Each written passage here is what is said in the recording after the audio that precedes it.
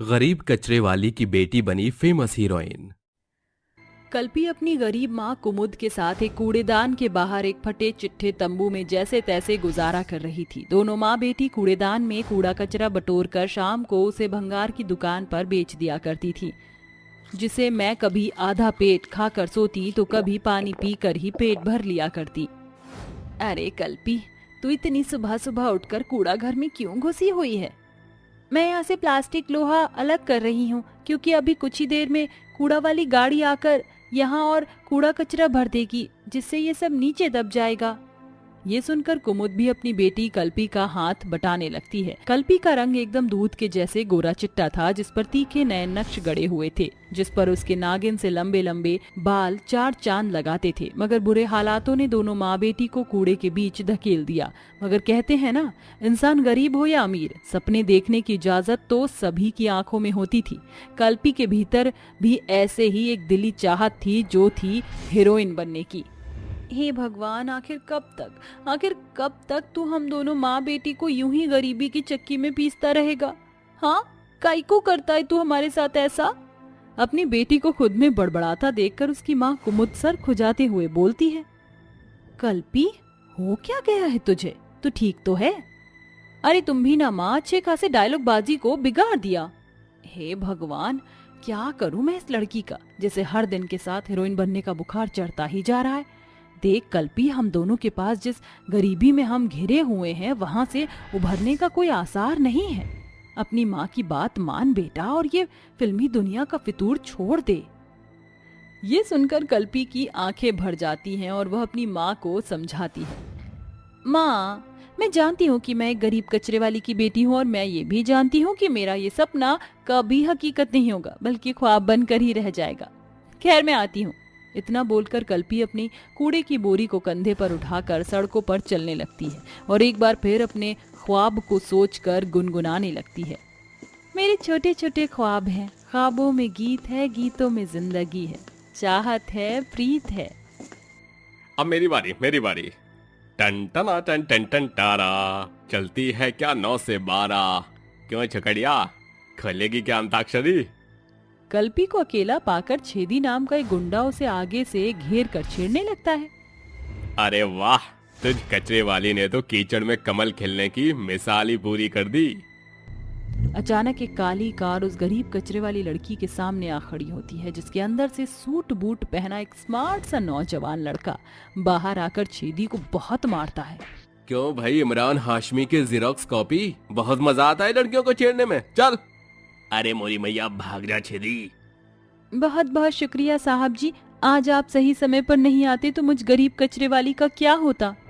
पहली ही नजर में अनुराग कल्पी की खूबसूरती का कायल होकर अपना दिल हार जाता है। क्या किसी ने कभी आपको कहा है कि आप बहुत सुंदर हैं? अपनी तारीफ सुनकर कल्पी अनुराग को टशन भरी नजरों से देखकर बोलती है, बहुत बहुत शुक्रिया, अब चलती हूँ मैं। कुछ दूरी पर जाते ही कल्पी को एक सड़क किनारे खड़ा एक अंधा दिखाई देता है। अरे बाबा, आप यहाँ क्यों खड़े हो? किसका इंतजार कर रहे हो यहाँ खड़े होकर? इन गाड़ियों के रुकने का बेटा। अंधा हूं ना, इसलिए बिना ठहराव के रास्ता पार नहीं कर सकता। चलिए, आपको मैं ले चलती हूँ। कल्पी उस अंधे का हाथ पकड़कर उसे रास्ता पार करवा देती है। कार में बैठा अनुराग ये सब देख रहा होता है। दिन भर से धूप की मार झेलकर कल्पी भूखे प्यासे सड़क पर कूड़ा कचरा बटोरने के लिए भटकती है और शाम ढलते ही कूड़ेदान लौट आती है। अनुराग कई दिनों तक उस पर नजर जमाए रखता है और एक दिन जब कल्पी अपने तंबू के घर में चूल्हा फूंक रही होती है, तभी अनुराग वहां आता है। जी नमस्ते। अरे ओ साहब जी, अजीब जबरदस्ती है, मुंह उठाकर मेरे घर तक पहुंचाए। एक कल्पी तो खुद ही बड़बड़ करती रहेगी या फिर उन्हें भी कुछ बोलने का मौका देगी? जी साहब, कहिए। देखिए, मैं एक फिल्म डायरेक्टर हूँ। मैं आपकी बेटी को अपनी फिल्म में ब्रेक देना चाहता हूँ, अगर आपको कोई एतराज ना हो। ये सुनकर गरीब कचरे वाली माँ बेटी का मुरझाया मुंह खुशी से खिल उठता है और कुमुद का दिल भर आता है। कहने वाले ने एकदम खरा सच कहा है, अगर किसी चीज को शिद्दत से चाहो तो पूरी कायनात उसे मिलाने में साथ देती है। देख कल्पी, तेरे सपनों की सीढ़ी आज खुद चलकर तेरे पास आई है। अपनी माँ की मंजूरी पाकर कल्पी अनुराग के फिल्म का कॉन्ट्रैक्ट साइन कर देती है और तभी अनुराग अपनी कार का दरवाजा खोलकर उसे बैठने के लिए हाथ बढ़ाता है, जैसे कल्पी उस पल में ही थम जाती है। कल्पी, इस शॉपिंग मॉल से शूटिंग की ड्रेस सेलेक्ट करना है। मगर मैं कैसे? कल्पी, तुम मेरी फिल्म की हीरोइन हो, इसीलिए ये चॉइस तुम्हारी है।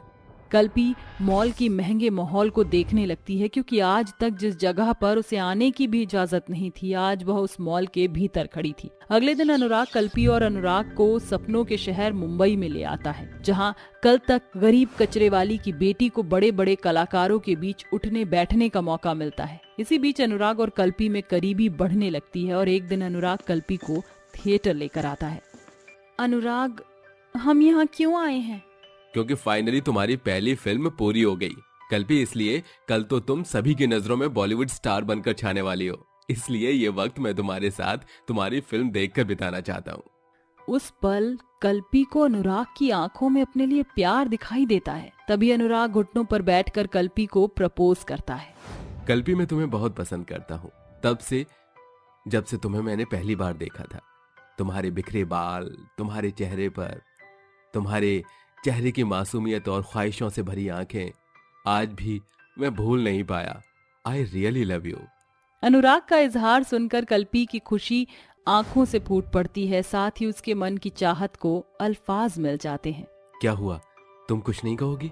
क्या कहूँ अनुराग, मैं तो कूड़े और कीच के थाक में पड़ी हुई थी, मगर तुमने मुझे सपने दिखाना सिखाया, मुझे वो खुशी दी जिसकी मुझे ख्वाहिश थी, और आज तुमने कितने साफ शब्दों में अपने मन की बातें बोल दी। हाँ, जैसा लगता है जैसे सारा आसमान मेरी इस मुट्ठी में समा गया है।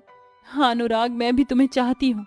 इसके बाद अनुराग और कल्पी एक दूसरे से शादी कर लेते हैं, जिसके बाद कल्पी अपनी धमाकेदार एक्टिंग से पूरे फिल्म इंडस्ट्री में फेमस हो जाती है, साथ ही दर्शकों के नजरों में भी छा जाती है। देखो माँ, आज तुम्हारी बेटी एक फेमस हीरोइन बन गई है, अब हम गरीब नहीं रहे माँ।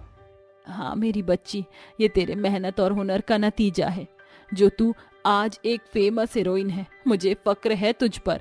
उस पल कुमुद और कल्पी अपने गरीबी के दिनों को याद करते हुए अपने आज के दिन को देखकर खुश होती हैं। भगवान ने हर एक इंसान में एक खामी के साथ एक खूबी से भरा होता है, जरूरत होती है तो सिर्फ उसे पहचानने की। अरे मेघा, तुम अब तक तैयार नहीं हुई? तुम्हें याद तो है ना, हमें पार्टी में पहुंचना है। बस मुझे 2 मिनट दीजिए। मेघा झट से एक सादी सी साड़ी पहनकर तैयार होकर अपने पति के साथ पार्टी में पहुंच जाती है, जहां बड़े बड़े रईस लोग मौजूद थे जो मेघा और उसके पति गोपाल को घूर घूर कर देख रहे थे। तभी मेघा के कदम शिखा और अहाना के पास आकर ठहर जाते हैं, जो महंगा सा गाउन पहने खड़ी